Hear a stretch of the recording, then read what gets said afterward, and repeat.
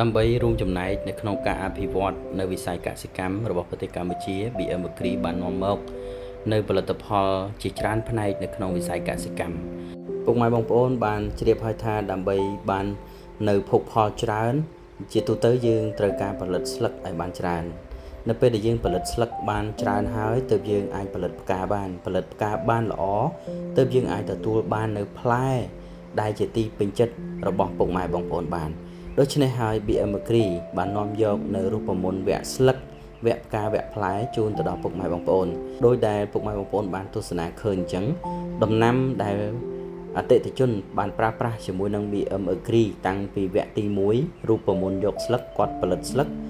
ហើយគាត់ផលិតផ្កាហើយបន្ទាប់មកគឺក្នុងខែនេះគឺគាត់បានផលិតផ្លែបានពេញបរិបូរណ៍ចំការខ្លះក៏ទទួលបានភោគផលរួចទៅហើយដូចជាការបងប្រុសពៅជាដើមវគ្គទី1គាត់បានជាង10តោននៅក្នុងផ្ទៃដីជិត5ហិកតា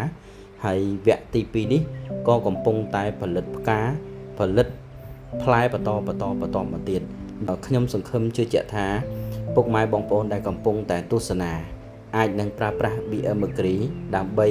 ឈានទៅរកការទទួលបាននៅផលច្រើននៅក្នុងឱកាសឆ្នាំបន្ទាប់ទៀតពុកម៉ែបងប្អូនដែលមិនទាន់បានប្រើប្រាស់អាចពិចារណាយកនៅបច្ចេកទេសរបស់ BM Agri ទៅប្រើប្រាស់នៅលើចំការរបស់ពុកម៉ែបងប្អូននៅក្នុងវគ្គបន្ទាប់ទៀតដូច្នេះវគ្គនេះយើងបានផលិតនៅផលជូនទៅដល់ពុកម៉ែបងប្អូនអតិថិជនដែលបានគាំទ្រ